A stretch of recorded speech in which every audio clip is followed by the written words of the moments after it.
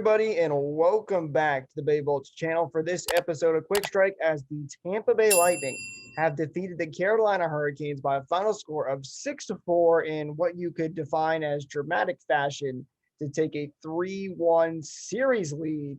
As always, my name is Jake Ricker alongside my good friend and co-host Michael Wax. Michael, how you feeling after a 6-4 win by the Lightning in game number 4? That was the most chaotic Lightning playoff game in years. And I'm very happy that the Lightning came out on top. Doing great because the Lightning won. They have that 3-1 series lead. They can end it in game 5. But let's go over the game that was, and then we can talk about what they can do in a couple of days. Yeah, so starting off in the first period, this was a pretty, what you would expect of these two teams based on the previous games. Back and forth first period, the Lightning looked pretty good to start things off. It was eventually Braden Point that would capitalize first for the Tampa Bay Lightning. Assist coming from Andre Plot, Eric Cernak. This was a great tic-tac-toe kind of play. Cernak made a great pass to Plot.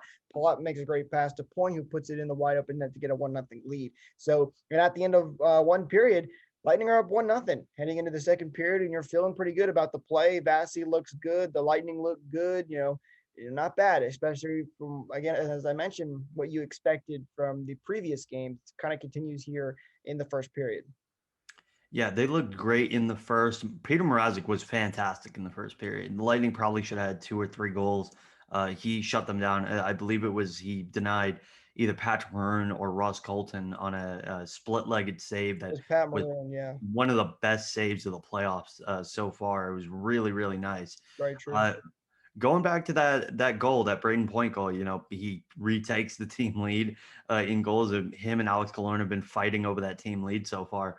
Not to be undone was the play of Anthony Cirelli on that goal, because Cirelli has been really, really solid in this series. He made sure that the Lightning maintained puck possession that entire time before he got it to Eric Cernak.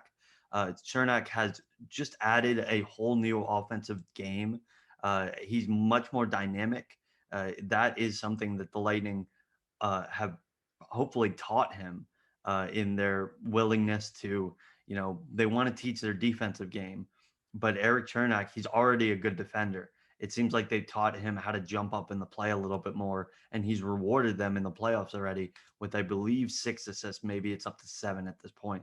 Maybe he had an assist later in the game. But a really, really good first period. And at that point, you looked at that game and you thought, okay, if the Lightning can play a couple more periods like that one, get out of this with maybe, a 2-1 win, a 3-1 win, something like that, great.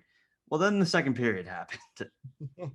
Well, that's exactly right. So let's try and recap the second period. There were 8 goals in this second period. I'm going to quickly list all of the goals just real quick, and then we'll recap the madness that was in this second period. So Carolina got on the board first as Tara Vinen nets one for Carolina. Then it was Fast who comes in and takes the lead for Carolina at 2-1. Stamkos, though, on the power play, gets one back for the Lightning. It's now tied at 2 again, but then Carolina keeps on pushing. They take a 3-2 lead as Dougie Hamilton puts one in the back of the net. And then it's Jacob Slavin who gives Carolina a 4-2 lead. And then it was the Lightning's turn to come back and in dramatic fashion and score a bunch of goals of their own as Nikita Kucherov on the power play puts one in the back of the net. Lightning have pulled within 1 now. And then it's the man, the myth, the legend, Tyler Johnson putting one into the back of the net to tie the game at 4. And then the Lightning weren't done yet as Steven Stamkos on the power play puts one in the back of the net. The captain gets his second of the night, and the Lightning are leading 5-4 after 2 periods have been played. I mean, Michael, these to me, it was like 2 different periods. You look at the first 10 minutes, basically, Carolina played really well. They capitalized on all their chances. They were able to kill a penalty off, took all the momentum from the Lightning, and just ran with it. And were able to take a 4-2 lead by the end of their good, part of that period. Let's talk about that first. Just really coming out of the gate there, Carolina dominated that second period. Yeah, in the first 10 minutes, they were easily better. The Lightning's power play looked awful in that first half of the period and in the first period as well. They went 0 for 3 on the power play to start off the game, and then they did really well in the rest of those power plays. But the power play seemed to be indicative of how the Lightning were playing. It was really sluggish at the beginning of the second period, not a lot of life to it.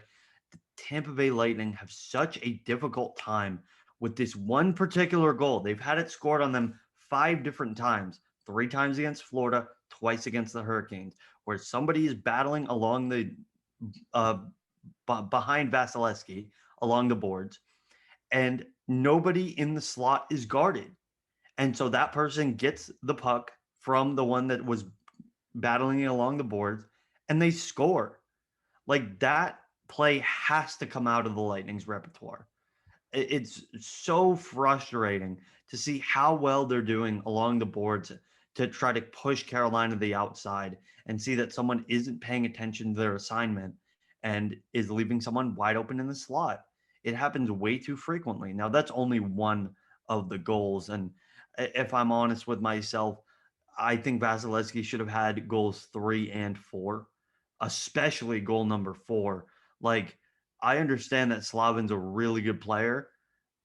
That goal, I'm very glad that it woke the team up, but that was one of the worst goals I think I've ever seen. It was really, really bad. And Vasilevsky, to his credit, he shut the Hurricanes down after that goal. He made it really easy for the Lightning to switch up their game in the middle of that period. So let's talk about that second half of the second period. It's like a light bulb went off and the Lightning just came alive. I don't know what it was, if Cooper said something on the bench or some of the players, maybe Stamkos said something, who knows? But second half of the period, the Lightning come out and just dominate. Their power play starts clicking really well. They did get a power play goal in that first half where Stamkos had originally tied it at 2.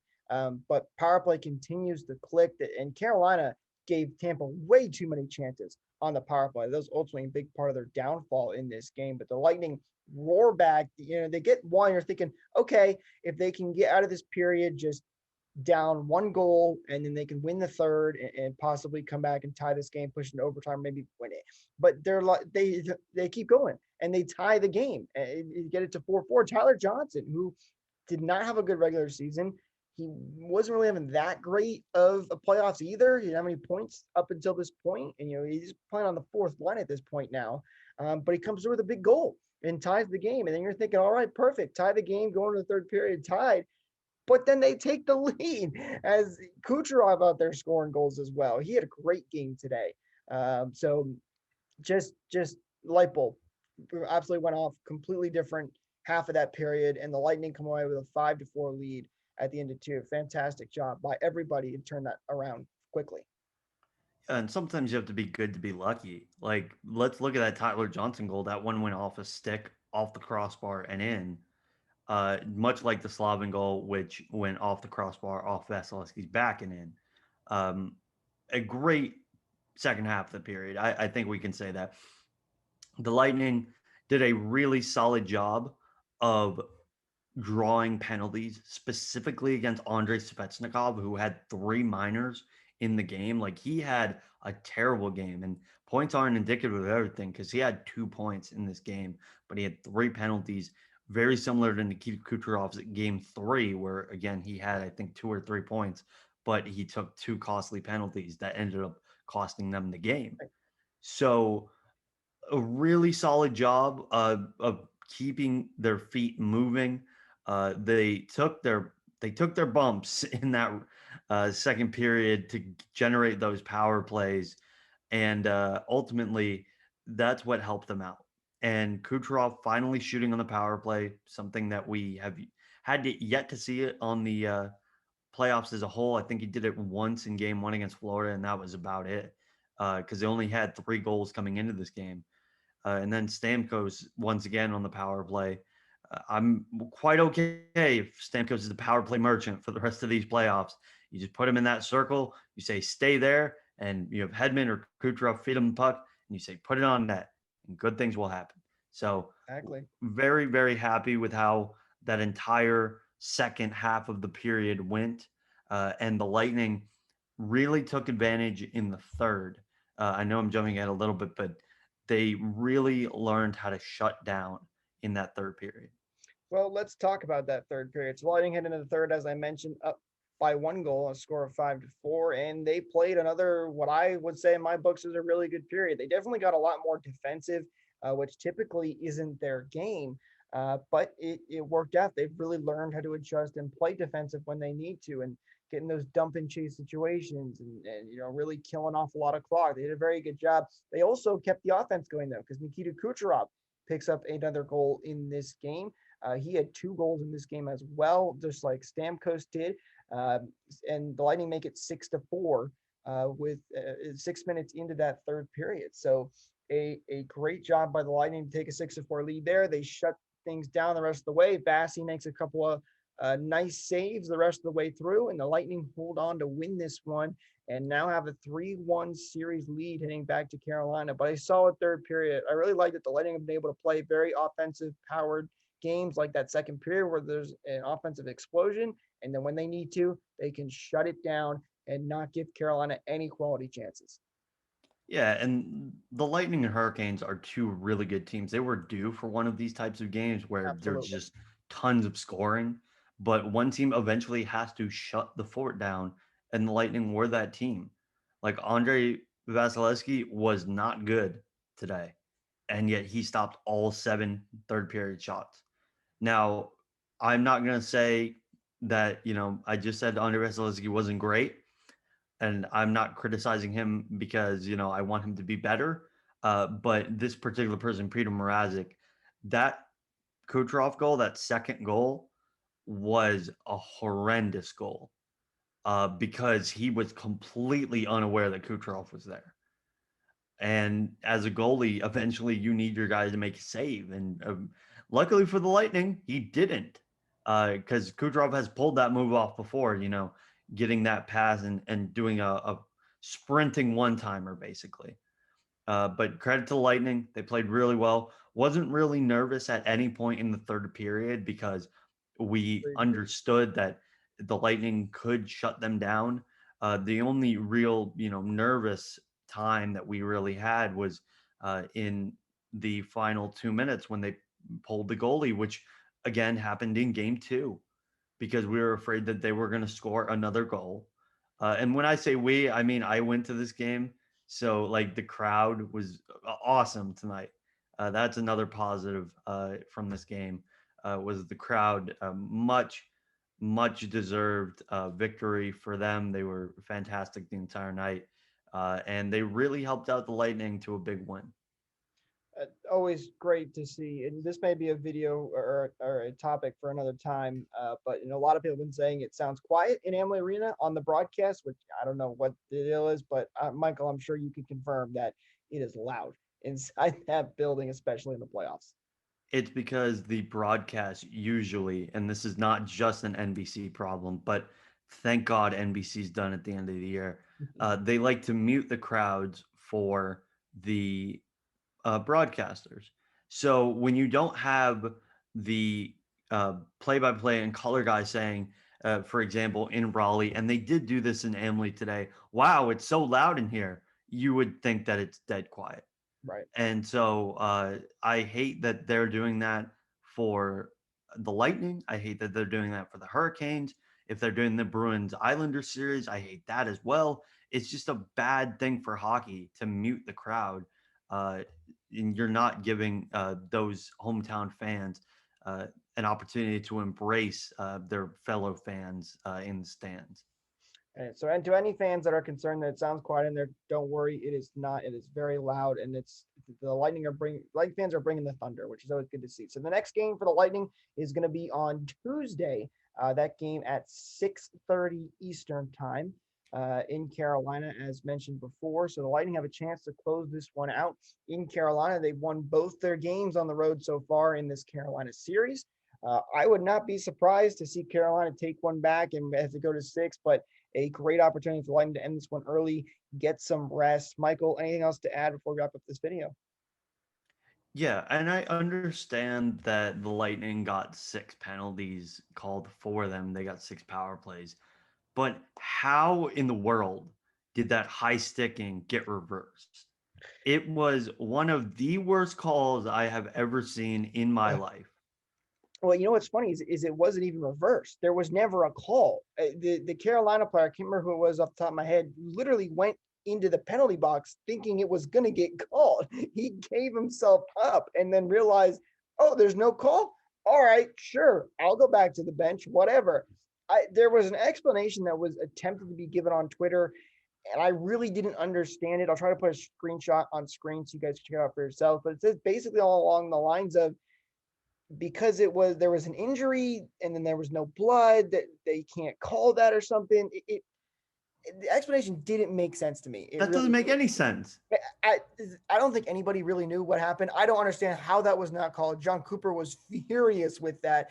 The only reason I'm not overly upset with it is because it ended up working out anyway for us. There was another call a little bit after that that was maybe a little bit questionable. And but they got the call, and they got a lot of calls for the rest of the game, even though they're all warranted. So, and even Michael, you pointed this out to me in our direct messages while we were talking during the game.